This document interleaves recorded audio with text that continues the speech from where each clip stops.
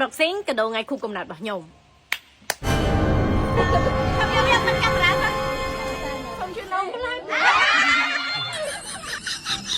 ឆ្នាំនេះថាមានកម្មវិធីធំដុំទេប៉ុន្តែធៀបទៅវិញកដោនៅតែច្រើនជឿវាថា surprise បដាក់គ្នា surprise ដល់ហើយផងបើកដោហ្នឹងមកក្រុមទៀតប៉ុន្តែកំឡុងពេលដែលគេ surprise នឹងដល់គ្នានឹងមានរឿងអីកាត់ឡើងអត់ចាខ្ញុំឈឺនោមហើយពួកគាត់គឺជាមេធំស្តុកយៈខាងវិញស្រីដូចដែលឃើញអញ្ចឹងចានិមិត្តរូបខ្ញុំត្មងហើយរឿងការជុករត់នេះចាខួបមកដល់ពេលនេះសឹងថាក្បែរមួយអាទិត្យហើយចាតន់ដាច់អ្នក surprise ទៀតហើយក៏អរគុណអ្នកទាំងអស់គ្នាមែនតើសម្រាប់ការស្រឡាញ់ការឲ្យតម្លៃទោះបីខ្ញុំអត់មានកម្មវិធីធំដុំក៏ដោយក៏អ្នកទាំងអស់គ្នានៅតែស្រឡាញ់ឲ្យតម្លៃខ្ញុំដដែលហើយបើកដោវិញម្នាក់ចាអើយដល់ក៏ថាដឹងទិញអែមេទេធម្មតាណាទាំងអស់គ្នាចាសិតស្នៀតសាក់មាសអូយស្នៀតសាក់នឹងទាំងអស់គ្នាអើយចាស្អាតសាហាវនេះចិត្តដល់រដូវការប្រជុំផងនឹងសិតតែជាគ្រឿងតែងខ្លួនរបស់យើងទៅវត្តណាចាហើយបើនេះវិញមែនចាគឺលក្ខណៈកចាប់មាសនិយាយមែនមករយៈនេះគឺថាដូចស្រោបមាសអញ្ចឹងហើយកចាប់នេះហើយទាំងគ្នាមើលតូចច្រឡឹងប៉ុន្តែធ្ងន់សាហាវអូយហើយក្បាច់ក្បូរគេនឹងខ្ញុំស្រឡាញ់ខ្លាំងហ្មងណា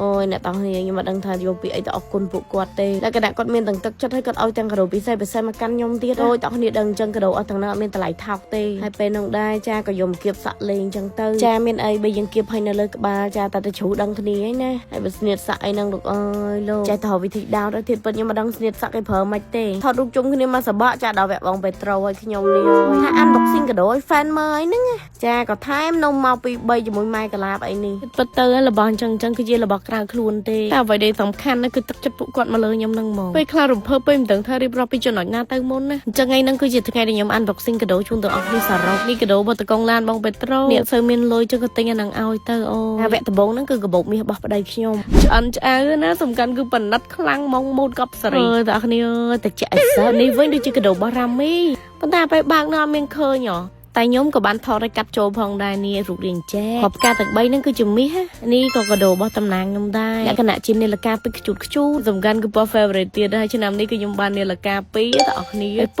ណ៌លឿងទាំងពីរទៀតហើយមួយយ៉ាងដែរតាសតតួនាឡិកាខ្ញុំស្រឡាញ់ហើយនេះបើមិនបោះលៀងក៏ឡាយដែរគេមានជាសេតទឹកអប់អីនេះដែរហ្នឹងហើយនេះដូចដែលឃើញចានេះគឺស្នៀតសាក់ដែលពួកគាត់នាំគ្នាសប្រាញ់ខ្ញុំមុនហ្នឹងនិយាយទៅគឺចង់ថតឲ្យទាំងអស់គ្នាមើលចិត្តចែករំលែកចំណៃផ្នែកគ្នាអញ្ចឹងណាហើយបើមកគ្រាប់នេះគឺស្ទើរលេបហ្មងតែបើថាគៀបមិនសូវចូលចិត្តទេចូលចិត្តតែចង់ហើយនេះចាឲ្យដឹងតែខ្ញុំចូលចិត្តកាអាកាផ្លេក៏មានអ្នកទិញកាអាកាផ្លេឲ្យ5 6កាផ្លេមកទៀតសតែម៉ូតផ្លែពណ៌ត្រូវចិត្តហើយឆ្នាំហ្នឹងគឺថាបើឈុតទឹកអប់វិញទាំងអស់គ្នាអូយចង់គ្រប់ម៉ូតគ្រប់ម៉ាកតែហ្មងហើយហើយអើយដល់លើទឹកខ្ញុំមកដល់គ្នា office ខ្ញុំមកដូចកន្លែងគេលក់ទឹកអប់អញ្ចឹងហើយរឿងខ្លះដែលខ្ញុំខ្លោចចិត្តដល់គ្នាមានអ្នកខ្លះគាត់និយាយថាអញ្ចឹងនៅពេលដែលជីវិតខ្ញុំមានគ្រប់យ៉ាងពេកទៅគាត់អត់ដឹងថាគាត់ត្រូវទិញអីឲ្យខ្ញុំទេហើយមនុស្សដូចខ្ញុំខ្ញុំនិយាយប្រាប់ទាំងអស់គ្នាត្រង់អីក៏ដោយក៏ខ្ញុំរំភើបដែរតែជាកាដូចេញពីក្តីស្រឡាញ់តែឆ្លើយ recommend តិចណា LV នេះគឺថាគាត់អូបសាហាវ collection ទឹកពណ៌ស្វាយចាហើយនេះទឹកអប់ Libre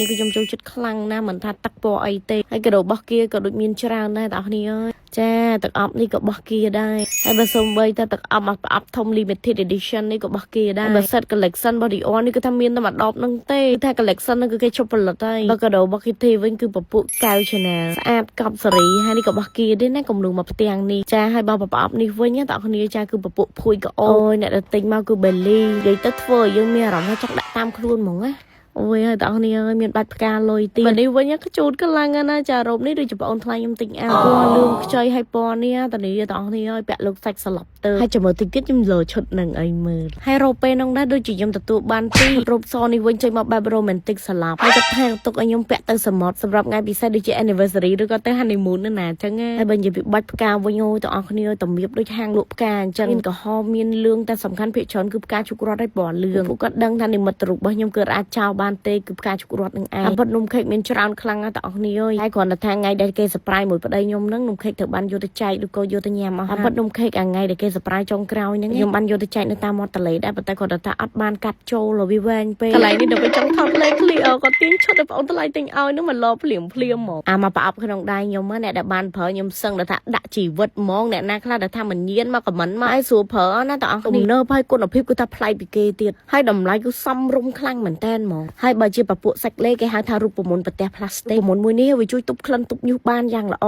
ញាក់សាច់ពី3ចំណុចទៀតគឺបាត់ដុំពុកកទួលកត្រួយនិងក្លៀកស្ដាងរលាកបើប្អូនស្រីប៊ីលីនេះវិញតើអ្នកគាត់ប្រោះតាំងពីជំនាន់ខ្លងតូចគាត់និយាយថាក្លៀកគាត់ធ្លាប់អាលីហើយគាត់និយាយថាទូគាត់ទៅបាញ់ laser មិនគាត់ក៏ក្លៀកគាត់មានអារម្មណ៍ថាវាអត់ស្អាតមាត់ស្មើនិយាយទៅគឺចេញមកលក្ខណៈដាមដល់ពេលឥឡូវវិញមែនក្លៀកគឺថាស្អាតភ្លឹងដូចគេអ៊ុតអញ្ចឹងហើយបើនិយាយពីក្លិនក៏អូបវិញបងប្អូនគ្នាចាបើអត់មួយទឹកគឺសឹងថាគឺវាជាប់ក្លិននៅនឹងហ្មងអ្នកដែលគាត់ធ្វើការលក្ខណៈអាសាបែកញើសធ្វើការលក្ខណៈថាគាត់ពាក់អាវចិត្តផ្អាប់ផ្អួអីហ្នឹងបងប្អូនគ្នាជ្រើសរើសលេខឃ្លីបរបស់ brand នេះគឺអត់ខកបំណងទេខ្ញុំហ៊ានតានាសឹងដាក់ជីវិតអាវមុននេះគឺខ្ញុំចាំលក់7ឆ្នាំមិនអត់លេងសើចទេណាយកមកលក់មុខតដែរសុខចិត្តទិញគេប្រើចាហើយថ្ងៃហ្នឹងគឺជាថ្ងៃដែលស្ក្រាប់ចូលទៀតណាអាមួយមុខហ្នឹងក៏វាហៅប្រៃផ្សាយតែហ្មងហើយរូបមន្តកាហ្វេច្បាច់យិនសិនមក brand នេះបងប្អូនគ្នាចាវិចអង្គដើររងតាំងពីក្លិនតាំងពីសាច់តាំងពីភាពទន់រលើបម៉ត់ក្រោយពេលលាងទឹករួចអូយសាច់កាហ្វេល្មួតខ្លាំងណាស់យកម្សៅកាហ្វេលេខ1មកប្រើចាអត់យកកាក់កាហ្វេណាអញ្ចឹងហើយមកដាច់ស្តុកម្ដងខ្ញុំថាំចិត្តណាស់តែសួរថាបើឲ្យយកលុយចំណេញដាក់មុខទៅក្បត់ភ្ញៀវទៅយកកាហ្វេអញ្ញាញ៉ៃយកមកដាក់លក់ចាបើជាខ្ញុំទៅអត់រួចទេសុខចិត្តឲ្យភ្ញៀវដែលគាត់ចង់ទិញប្រើគាត់ booking មុនឬក៏កក់វិលចុះនិយាយតែអវ៉ាន់ខ្លះរៀងពិបាកទិញបន្តិចប៉ុន្តែខ្ញុំសុំឲ្យតែអស់គ្នាចង់ចាអវ៉ាន់អត់ល្អអត់មានគេប្រើច្រើនណាគឺមិនងាកដាច់ស្តុកអ